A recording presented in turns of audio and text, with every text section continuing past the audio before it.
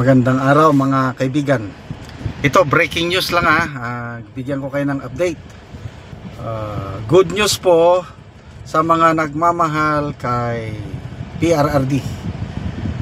Ang ombudsman umaksyon kaagad doon sa reklamo o kaso na isinampa ni Senator Amy Marcos. Yung nire-recommenda niya na ang ombudsman imbestigahan ang mga top government officials ng administrasyong ito tungkol sa illegal arrest na ginawa nila, kidnapping kay PRRD. So that was 3 days ago. I'm not sure napakabilis po ang aksyon ng ombudsman. Saludo tayo kay Ombudsman Samuel Martires dito sa ABS-CBN post 56 minutes ago. Basahin ko The Ombudsman orders DILG, CIDG, DOJ, PNP, and DFA to file counter affidavits over ex-President Duterte's arrest.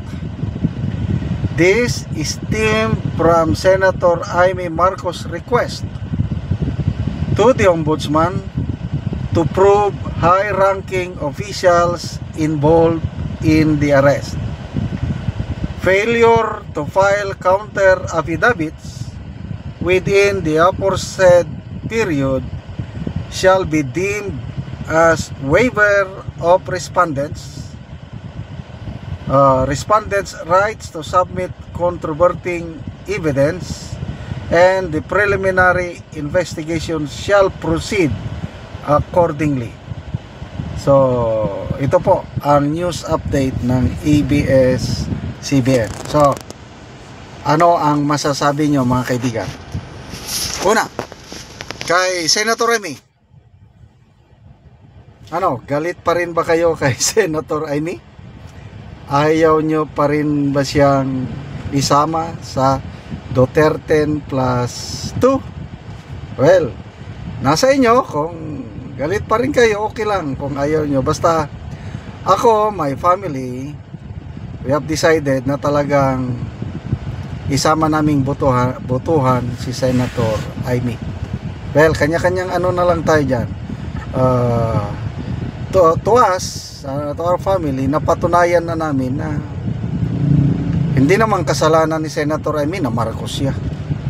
Hindi naman ang magkakapatid, hindi naman pare-parehas. Sabi nga ni BP Sara, iba si Bongbong Marcos, iba si Amy. Nag-joke na lang siya nga, ma'am, dapat palitan mo na ang apelyido mo. Well, mayroong Marcos loyalist na nagsabi, hindi si Amy ang dapat magpalit ng apelyido, it should be Bongbong Marcos. Dahil sabi ng Marcos loyalist na si Amy talaga ang nakakasunod sa apak ng kanyang tatay. And I agree. Talagang saludong-saludo ako dito kay Senator Amy. Ang kasalanan lang niya, na inaamin naman niya, siya yung nag-convince kay BP Sara na tatakbo na running mate ng kanyang kapatid. Inamin naman niya na napahamak niya si BP Sara.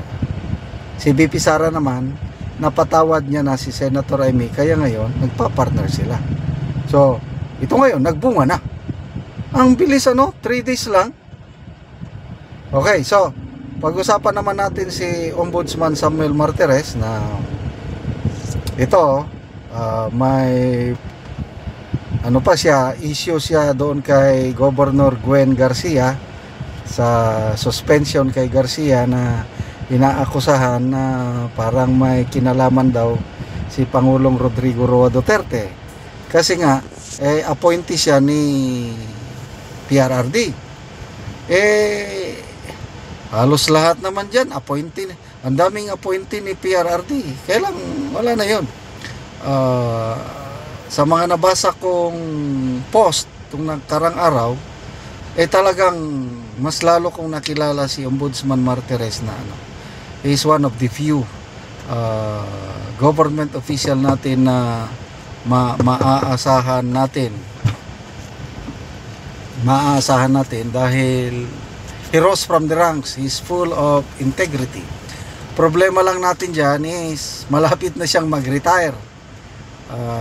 If I'm not mistaken, August ata siya mag-retire. So paano na itong kaso na ito? Anyway, basta importante masimulan. So ang mga nairekomenda na sampan ng kaso o imbestigan ng ombudsman is magkapatid na Rimulya. Kaya nga pinapasubmit ng counter affidavit yung DOJ at saka DILG. Kasi nandyan yung dalawang sekretary. And then PNP, CIDG. Kasi nandyan si General Marbel at General Torre. And then yung DFA naman, pinapasubmit din kasi parang under ata nila si Ambassador Marcos Lacanilao. Okay? So, magbasa lang tayo sa mga comments, ano? Ito. Si Eli Portillo. Sabi niya, ang bilis ni Martires. Yes. Fast break. Duterte Gonzales. Very timely action by Ombudsman. Kath Trainer. Sabi niya, waiting for the Senate hearing. Meron pa bang Senate hearing? Hindi na ako nakamonitor. Rosario Somera. Ang bilis.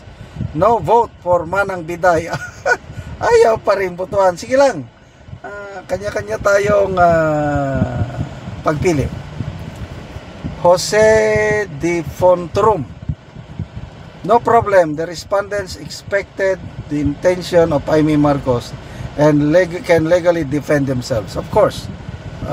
Kaya nga pinapasabit sila ng counter affidavit. Lawrence Lapak. Sabi niya, amazing, without ordering the prosecuting arm of the country to commence the prosecution of the rest of the accused in crimes against humanity.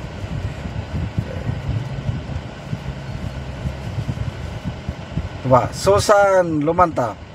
Simula na ng pagbabago. Let's go. Prove to the people that our court for government employees is still working. Yes, I still believe talagang napakataas ang respeto ko sa ombudsman. Maaasahan natin talaga. Felicito Aguila. Let us see how the justice system and the constitution work in the country. Nel Solmorin, respect the order, ombudsman, do your job. So, hindi nakalagay kung how many days bago sila mag-submit ng counter affidavit. Basta, to me, this is good news. Saludo ako kay Senator Amy. Saludo ako sa ombudsman. Maraming salamat mga kaibigan sa inyong pagsubaybay sa ating channel. Nakakatulong kayo ng malaki sa Tribong Talaandig dahil ang sweldo natin sa channel na ito tinutulong natin sa tribo. Namimigay tayo ngayon ng libreng yero at pako para ma-repair ang sira-sirang bahay ng Tribong Talaandig.